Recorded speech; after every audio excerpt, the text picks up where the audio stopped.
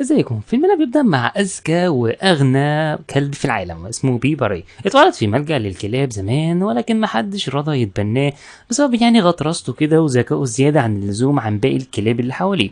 عشان كده لجأ بيبري للعلم والمذاكرة والدراسة والرياضة لدرجة انه حصل على الدكتوراه من جامعة هارفارد، وبعدها بقى أشهر مخترع وأشطر سياسي وعنده مواهب كتير واخد جوائز كتير جدا في مجاله. لكن أفضل إنجاز لمستر بيبري هو تبني الطفل شيرمان، واللي دايما بياخده معاه في أعظم اختراعاته، وهي آلة الزمن. جهاز بيوديك أي مكان وأي زمان وأي عصر زمني عشان تقدر تعرف التاريخ على حياته بدون أي تزوير ولا كذب ولا تأليف كتب. يعني مثلا أول رحلة راحوها وهي فرنسا عام 1789، حيث الملكة محبة الجاتو التخطوخة زيادة عن اللزوم دي في وقت إن الشعب فقير جدا ومش لاقي حتى خبز ياكله. عشان كده عملوا الثورة وقبضوا على كل الأغنياء بما فيهم مستر بيبري اللي كان موجود في الحفلة، واللي في ذكائه بيقدر يبدل راسه بكانتالوب عشان يهرب مع شيرمان ويدخل في قتال السيوف كده مع القائد الفرنساوي المضحك ده، ويقدر يهرب ويفوز عليه كمان، ويستخدم ذكائه في انه يفجر انابيب الصرف اللي تحت الارض دي ويولعها كمان، وبكده يهربوا من فرنسا بعد نجاح الثورة الفرنسية والحمد لله وانتصار الخبز على الجاتو. نرجع بقى لنيويورك تاني، حيث اول يوم في المدرسة للطفل شيرمان المتحمس بزيادة قوي كده لانه نفسه يبقى مخترع زي مستر بيبري لما يكبر. ولكن تفوق شيرمان في التاريخ والسيرة الذاتية للحكام اثار حقد كده بعض الطلاب منهم الطالبة بيلي المزعجة المتنمرة جدا، واللي بتروح تتريق عليه وعلى اللي رباه وتفضل تستفزه وتخنقه من رقبته كده، واللي خلى شيرمان للأسف من عصبيته وغضبه يعضها عضة جامدة جدا في ايديها. وده لفت انتباه الآنسة ماري مندوبة حقوق الإنسان، وعشان شكلهم كده هيفصلوا شيرمان عن مستر بيبري، لأن لاحظوا إن شيرمان بدأ ياخد أسلوب الكلابي اللي في بيبري بسبب سلوكه العدواني، وإن العض ده صفة الكلاب مش البشر.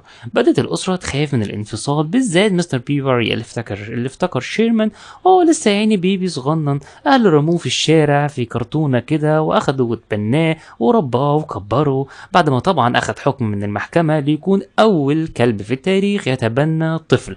ولكن خلينا في النهاردة، وحدث مهم جدا هو استضافة عائلة المتنمرة بيلي اللي كانت متسببة في كل المشاكل دي.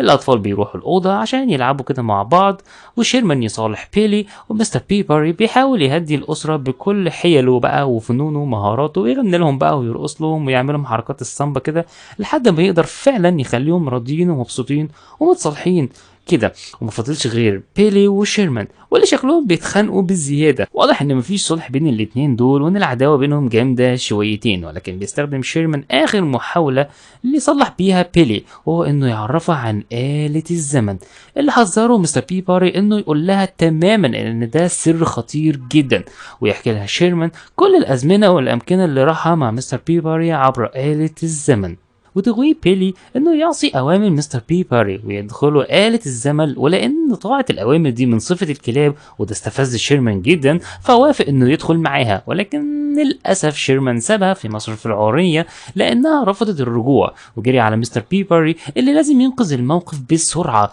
ويشتت اهل بيلي مؤقتا كده بالتوأم المغناطيسي ويجروا على حضارة مصر الفرعونية، حيث بيلي حتشبسوت الملكة الفرعونية عشان كده مرضتش ترجع لنيويورك، هي دلوقتي بقت ملكة كله بيخدمها.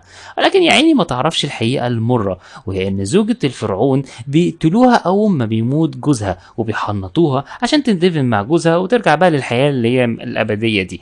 يعني بيلي الصغنونة دي اي شوية ايام كده وهيبقى دخلتها هي نفسها خرجتها.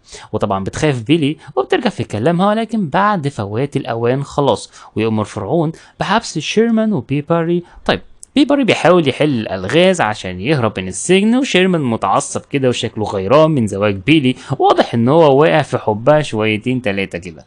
لكن مفيش وقت، مستر بيبري بينجح وبيحل اللغز الأول للبوابة، ثم بيفك شفرات الفخ التاني بنجاح. ولكن شيرمان طبعا مش محتاجين أقول لكم داس بالغلط على حاجة كده ويدمر السجن والمقبرة وكل حاجة. ولكن مستر بيبري بذكائه طبعا قدر يختار القارب الصح ويهربوا سوا من السجن بنجاح. طيب مفيش وقت بقى كده، يلا ننقذ العروسة بيلي من الفرح، او يعني قصدي العزل اللي هي فيه ده. ويستخدم مستر بيبري الحيلة انه يعمل نفسه الاله انوبيوس، اله الموت عند الفراعنة، ويبخ نار كده بقى ويفزعهم بالميكروفون ويحذرهم من الجواز ده، وان ده خطيئة او خطأ كبير جدا في حياة الفراعنة الملوك. والخطة كانت ماشية زي الفل، لكن شيرمان طبعا يخربها كالعادة ويولع الدنيا حواليه ويكسر فم انوبيوس، ويهربوا الثلاثة من الفراعنة بنجاح، ويركبوا آلة الزمن بعيد عن عصر الفراعنة. يلا بقى الحمد لله نرجع بقى نيويورك، ولكن يا خسارة بطارية آلة الزمن ضعيفة جدا، فاضطر مستر بيبري الهبوط اضطراريا في إيطاليا عام 1508، حيث ليوناردو دافنشي الرسام الرائع صاحب لوحة الموناليزا ومخترع الآلات العالمي واللي يطلع عارفه أصلا. واضح إن مستر بيبري سافر له كتير جدا عبر آلة الزمن، ويحتاج طبعا مساعدة في اختراع كده آلة تشحن بيها آلة الزمن. ووقت ما هم مشغولين في اختراعاتهم، كان بيلي وشيرمان بيلعبوا باختراعات دافنشي، سواء بقى الفنية او الاختراع ده اللي هو الرمح اللي بيطلع منه طيارة هوائية كبيرة جدا. وشيرمان اللي بيخاف من كل حاجة لقى بيلي بتحمسه وبتشجعه وبتخليه يتغلب على خوفه ويقود فعلا الطائرة بنجاح بإيده. ده مش بنجاح قوي يعني، لأنه لبس في شجرة وكسر الطائرة التاريخية بتاعت دافنشي، ولكن دافنشي ما زعلش، بالعكس هو فرح جدا ان شيرمان اتقوى وانتصر على خوفه، فرح جدا. وبس مستر بيبري كان له رأي تاني وزعق وتعصب على شيرمان لأول مرة، وأمرهم بركوب آلة الزمن. ولما عرف شيرمان خبر انه ممكن ياخدوه من مستر بيبري اتضايق جدا، واتخانقوا مع بعض كده، وفي طريق رجوعهم مروا بثقب اسود في فضاء الزمن، وغير مسار رحلتهم تماما ونقلهم لسنة 1187 قبل الميلاد، حيث حرب طروادة. ولكن شيرمان المقموص كان سابهم اصلا وطلع برا آلة الزمن ومشي من زعله ان بيبري خبى عنه خبر مهم زي ده. وللاسف شيرمان بقى مقاتل في جيش اليونان بالخوذه بتاعته وبأسره كده وبصعته، وبقى اسمه شيرمانيوس، وبيحاول بيبري انه يمنع شيرمان ويحذره من خطوره الحرب، وان القمص والزعل مش وقته خالص دلوقتي. وتبدأ الحرب، وشيرمان وبيبري بيحاولوا يهربوا بسلام من الجنود المتوحشين دول. واضح انه الخناقه كبيره قوي عليهم يعني، ولكن شيرمان وبيبري بيجروا ورا الحصان الخشب اللي اتحبست فيه بيلي، وعلى اخر لحظه بيوقفوا الحصان الخشبي ده، ولكن شيرمان كالعاده طبعا بيخربط الدنيا وبيخربط توازن الحصان اللي يقع من اعلى الجبل. ولكن على اخر لحظه بينقذهم مستر بيبري ويضحي بحياته في سبيل ان هم يعيشوا. ودي طبعا كانت كارثة لشيرمان الحزين جدا، واللي فضل يعيط لانه ملوش حد في الدنيا دي كلها حنين وطيب ويراعيه غير مستر بيبري. ولكن لسه في حل اخير، وهو ان شيرمان يستخدم آلة الزمن ويرجع لنيويورك الماضي شوية قبل ما الليلة دي كلها تحصل. وطبعا ده خطر جدا جدا، محظور انك ترجع لزمن انت موجود فيه اصلا، والآلة ما زالت بتحذرهم بخطوط حمراء كده. وفعلا شيرمان بيرجعوا لأول موعد العشاء، ويواجهوا مستر بيبري بكل الأحداث اللي حصلت الكارثية، ويزعق لهم طبعا لأن كده هتحصل مصيبة في التكوين الزمني، وهيفاجئهم دخول شيرمان القديم، وتكمل الكارثة كمان بدخول الآنسة كرونين الشريرة دي، عشان تقرر شيرمان هيفضل مع مستر بيبري ولا هتاخده أسرة تانية تتبناه. ويتكشف أمام الجميع إن في 2 شيرمان، يا نهار أبيض ده في كمان 2 مستر بيبري كمان، دي الحفلة كبرت قوي يعني. وتاخد الشريرة كرونين 2 شيرمان اللي بتحصل بينهم لخبطة مغناطيسية كده تبوظ بيهم عالم الأزمنة. طبعا محدش فاهم أي حاجة من اللي بتحصل، ولكن في شيرمان واحد دلوقتي يتاخد، وده اللي عصب بيبري وخلاه يرجع لغريزته الحيوانية الكلابية ويعض الآنسة كرونين في ايديها.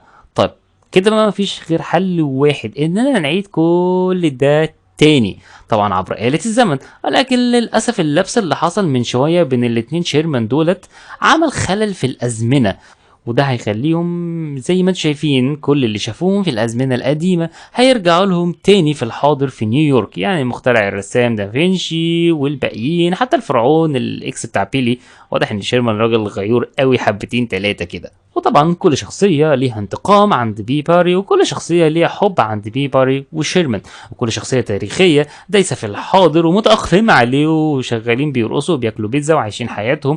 ولكن بيبري ما يقدرش يهرب من الشرطة، وتقع آلة الزمن في الأرض في وسط أنصار وأعداء بيبري وشيرمان وبيلي.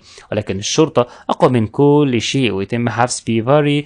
بس شيرمان الطفل الشجاع قرر يقف أمام الجميع ويتكلم بأعلى صوت ويدافع عنه، ويتحمس الجميع لخطبة شيرمان العظيمة، وأن الكلاب هي أوفى وأحن الحيوانات، وأن بيبري طول عمره سند وأمان وأب لشيرمان مهما حصل ومهما عمل. فرح بيبري وشيرمان بتعاطف الجميع، ولكن شيرمان أخذ أجمل وأحلى حضن وأرق حضن من بيلي حبيبته، وياخد بيبري حكم رئاسي من جورج واشنطن اللي كان موجود ساعتها وجميع رؤساء أمريكا بتحرير مستر بيبري واستكمال تبنيه لشيرمان.